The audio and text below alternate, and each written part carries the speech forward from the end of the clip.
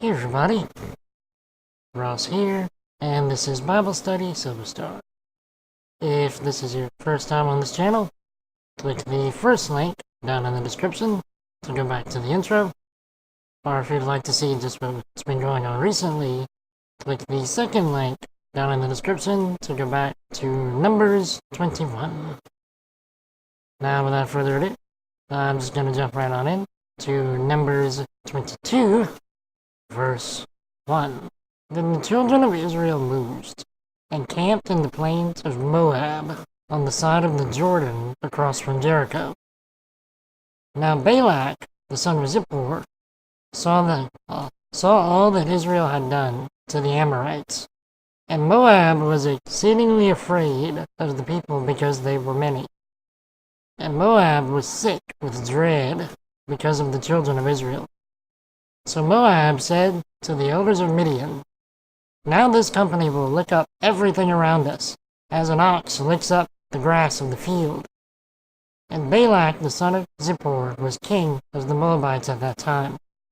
Then he sent messengers to Balaam the son of Beor at Pethor, which is near the river, in the land of the sons of his people, to call him, saying, "Look, a people has come from Egypt. See, they cover the face of the earth, and are settling next to me. Therefore please come at once, curse this people for me, for they are too mighty for me. Perhaps I shall be able to defeat them and drive them out of the land. For I know that he whom you bless is blessed, and he whom you curse is cursed." So the elders of Moab and the elders of Midian departed with the diviner's fee in their hand, and they came to Balaam and spoke to him the words of Balak. And he said to them, "Lodge here tonight, and I will bring back word to you, as the Lord speaks to me."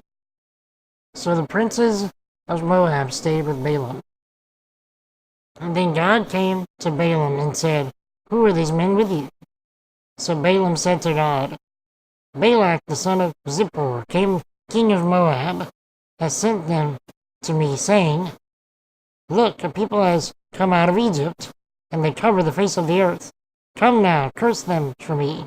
Perhaps I shall be able to overpower them and drive them out.'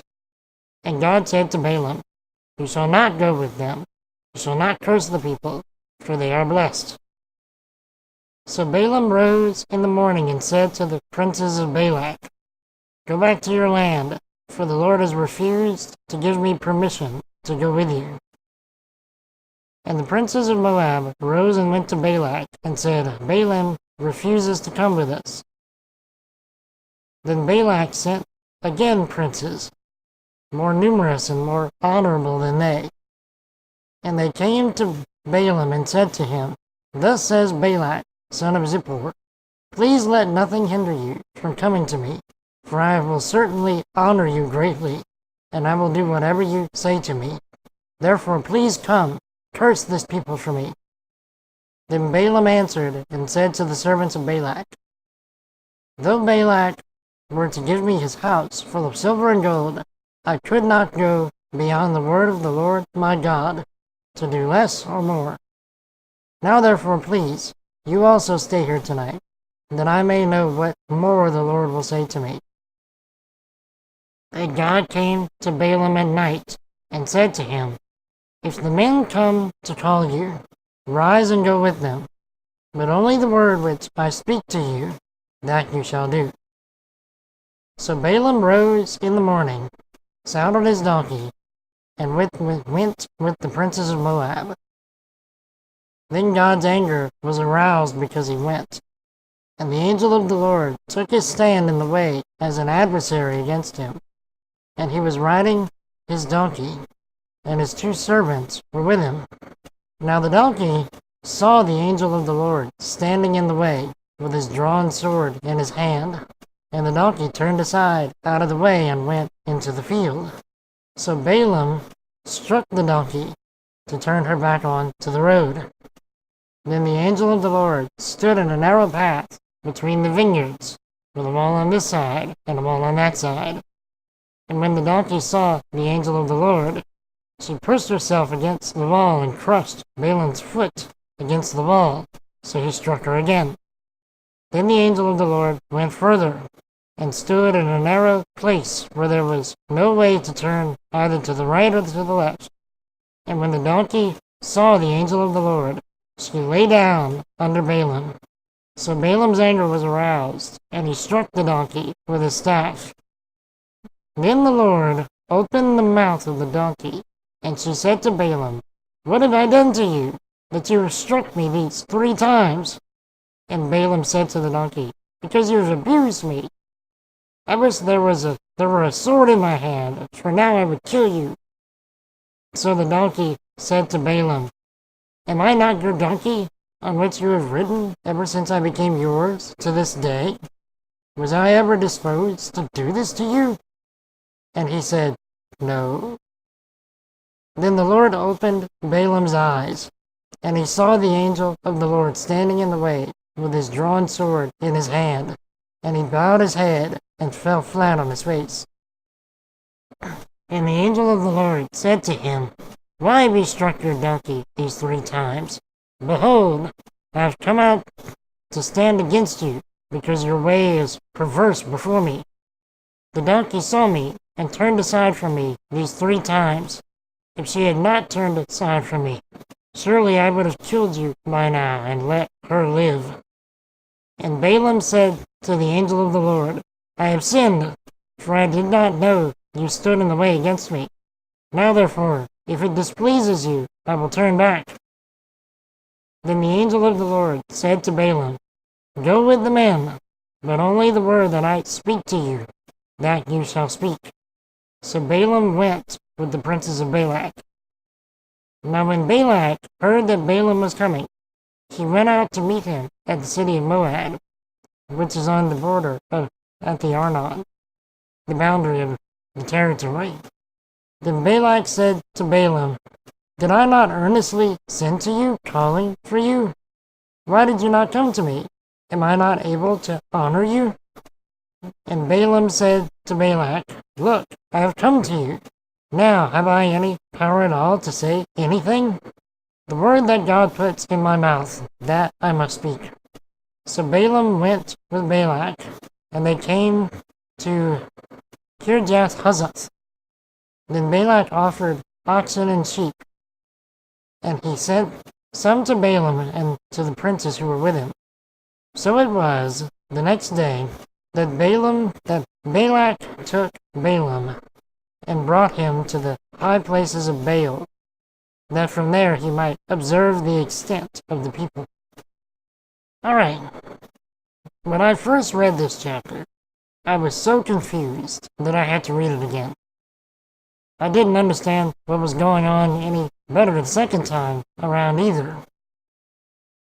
At first glance, there seems to be some glaring contradictions, but after consulting my usual study and research resources, things became much clearer. So I'm going to be using a lot of quotes in this video.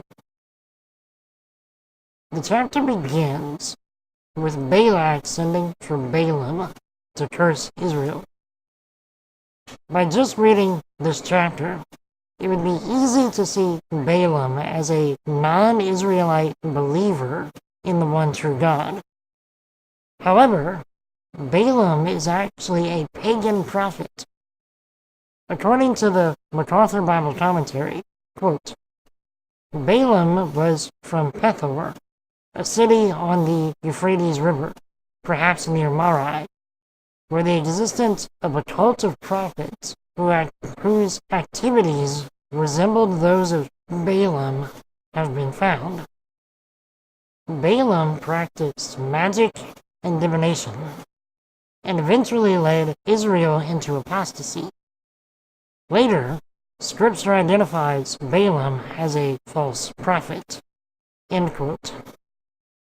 After listening to the Calvary Chapel of Philadelphia's message on the chapter, I felt the need to look for references to Balaam throughout the rest of the Bible. Those references help to clarify the entry in the MacArthur Bible Commentary. 2 Peter 2:15, for example, says, They have forsaken the right way and gone astray, following the way of Balaam, the son of Beor, who loved the wages of unrighteousness. Jude 1:11 says, Woe to them, for they have gone in the way of Cain, have run greedily in the error of Balaam for profit, and perished in the rebellion of Korah. And Revelation 2:14 says, I have a few things against you, because you have there those who hold the doctrine of Balaam, who taught Balak to put a stumbling block before the children of Israel, to eat things sacrificed to idols, and to commit sexual immorality.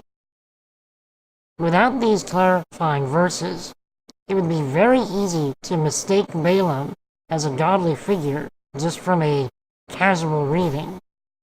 As we see here, though, he is nowhere near being godly. Even though Balaam refers to God as the Lord my God, God does not use the same close terms. I barely caught this at first, but notice how God is referenced when he speaks to Balaam. It says, Then God came to Balaam and said. When God speaks to Moses or to someone in Israel, we always see something along the lines of, Then the Lord spoke to Moses, saying. The fact that the word God is used when he speaks to Balaam instead of Lord shows that God was keeping a very definite distance from Balaam, but not from Moses or the children of Israel. So why was Balaam being so familiar with God while God was not being familiar with him?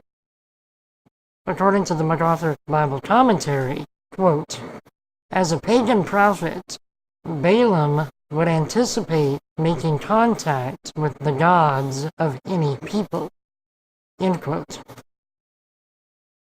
God did contact Balaam, though, and told him to not go to Balak, because Israel was already blessed and could not be cursed. Even though he was a pagan prophet, Balaam initially seems to have enough sense to listen to God, and sends the princes of Moab away. When Balak petitioned Balaam again, however, God told Balaam to go, but only to speak what God told him to speak. So Balaam began going to Balak in the morning, which angered God. But why? Didn't God just tell Balaam to go the night before? This is where I met the most confusion. We know that God is consistent and never changes. It's a fundamental part of his character. So what's the deal here? According to the MacArthur Bible Commentary, quote, Because of his great desire for the material wealth that would come to him, Balaam desired to go to Balak. He implored the Lord even after God had told him not to go. Even though God had given Balaam permission to go, he knew that his motive was not right. Thus, the anger of the Lord burned against Balaam because God knew that he was not yet submissive to what he required. End quote. It's also worth noting that God told Balaam to go if the princes of Moab and princes of Balak called on Balaam again. But Balaam went before the princes of Balak ever even called him, so he was just that greedy. But anyway, while Balaam was on his way to Balak, the angel of the Lord stood in his way 3 times on the journey, but only Balaam's donkey could see the danger.